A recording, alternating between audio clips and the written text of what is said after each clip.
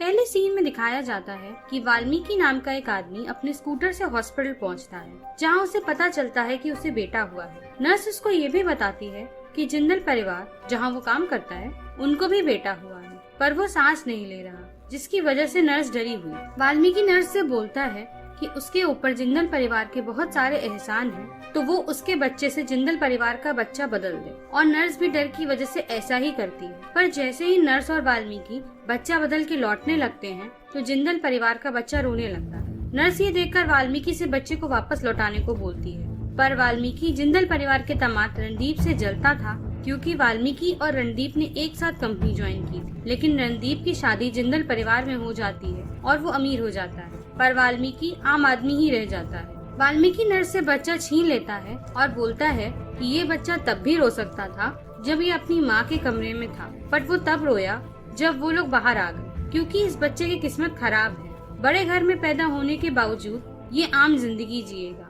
और उसका बेटा इसकी जगह राज करेगा। नर्स वाल्मीकि को ऐसा करने से रोकती है और बच्चा वापस छीनने की कोशिश करती है, पर इसी छीना झपटी में नर्स फर्स्ट फ्लोर से गिर जाती है और कोमा में चली जाती है। अब दोनों बच्चे बदले हुए घरों में रहने लगते हैं, पर क्योंकि वाल्मीकि रणदीप से जलता था, इसलिए जलन में उसने उसके बेटे का नाम बंटू रख दिया, जबकि उसके बेटे का नाम जिंदल्स ने राज रखा। कहानी में 20 साल बाद दिखाया जाता है वाल्मीकि बंटू की सिर्फ गलतियाँ निकालता था और उसे कोई भी नई चीज नहीं दिलाता था। उसके कोई सामान मांगने पर उसको राज का ही पुराना सामान लाकर दे दिया करता था। एक दिन जब बंटू वाल्मीकि से नई बाइक दिलाने को कहता है, तो वो उसे अपना पुराना स्कूटर दे देता है। वाल्मीकि बंटू को हमेशा डांटता रहता था, जबकि राज की गलतियों को वो छुपाता था और उससे बहुत प्यार करता था। उधर बंटू भी वाल्मीकि को परेशान करने का कोई मौका नहीं छोड़ता था। बंटू बहुत दिनों से नौकरी ढूंढ रहा था, पर उसे कोई नौकरी नहीं मिल रही थी। ऐसे ही एक दिन बंटू जब इंटरव्यू देने जाता है, तो उसकी मुलाकात एडवोकेट समारा से होती है। समारा उसको इंटरव्यू में एक डिवोर्स केस प्रेजेंट करने को कहती है,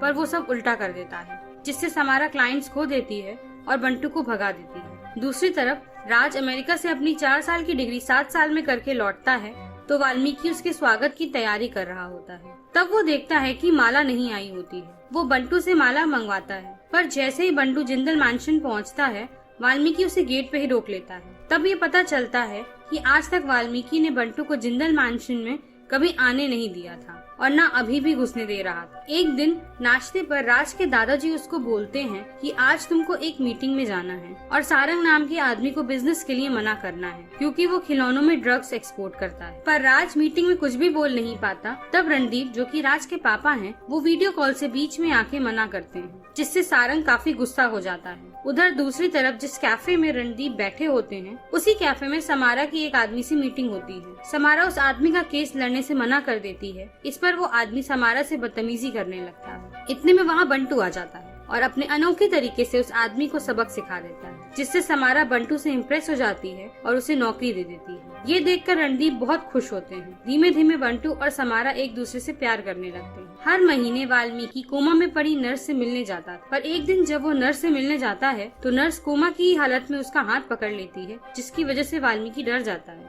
दूसरी तरफ समारा के पापा समारा का रिश्ता लेके राज के घर जाते हैं, जहाँ समारा पूरी कोशिश करती है कि वो राज को पसंद ना आए, पर वो राज को बहुत ज्यादा पसंद आती है और वो शादी के लिए हाँ बोल देता है। अगले सीन में दिखाते हैं कि सारंग रणदीप से मिलने जाता है, और जब रणदीप डील के लिए फिर से मना करते हैं, तो सारंग रणदीप को छाते से मारने की कोशिश करता है और बिल्डिंग के सारे एग्जिट्स और लिफ्ट बंद करवा देता है। सारंग के निकलते ही बंटू और समारा रणदीप से मिलने आते हैं, ताकि समारा अपने और बंटू के रिश्ते के बारे में बता सके और राज से अपनी शादी के लिए मना कर सके। पर रणदीप को घायल हालत में देखकर उसे हॉस्पिटल ले जाने के लिए जैसे ही बिल्डिंग से बाहर निकलने की कोशिश करते हैं, तो वो देखते हैं कि बिल्डिंग के सारे एग्जिट्स बंद हैं। पर तभी बंटू अपना दिमाग लगाता है और बिल्डिंग की क्लीनिंग लिफ्ट से रणदीप को बिल्डिंग के बाहर ले आता है और हॉस्पिटल पहुंचा देता है।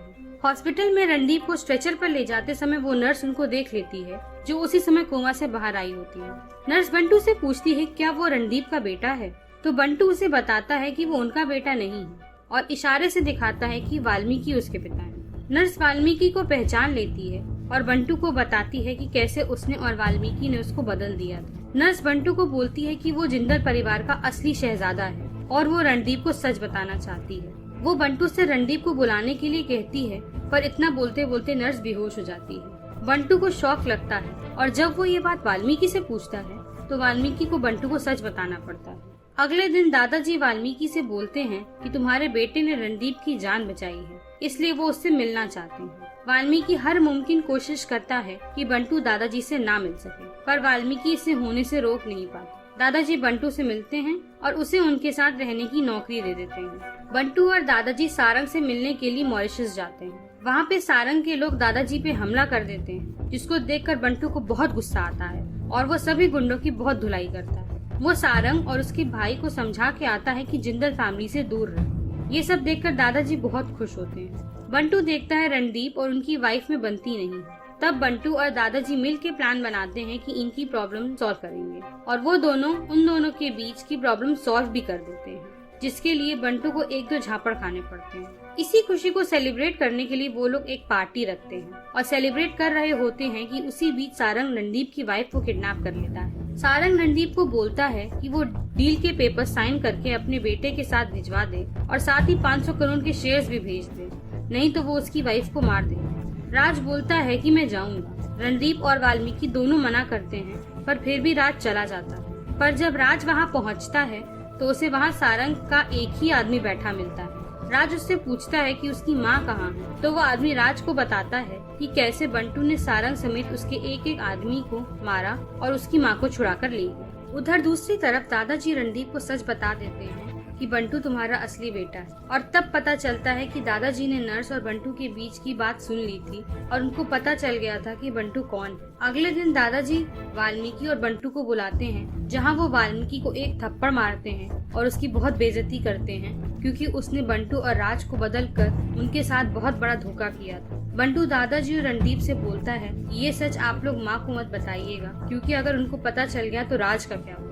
और क्योंकि रणदीप की वाइफ को बंटू ने बचाया था, इसलिए वो बंटू को भी अपना बेटा मानने लगती है और वाल्मीकि से राज को भी अपने बंटू जैसा बनाने के लिए बोलती है। आखिरी सीन में दिखाया जाता है कि बंटू वाल्मीकि से बोलता है कि माना कि जन्म मुझे जिंदल परिवार ने दिया है, पर पाला उसने है, और इसीलिए वो वाल्मीकि को माफ कर देता है और मूवी की हैप्पी एंडिंग हो जाती है। अगर आपको ये वीडियो पसंद आई हो तो please like, share, comment and subscribe, ताकि ऐसी और अच्छी वीडियोस हम आप तक पहुंचा सकें।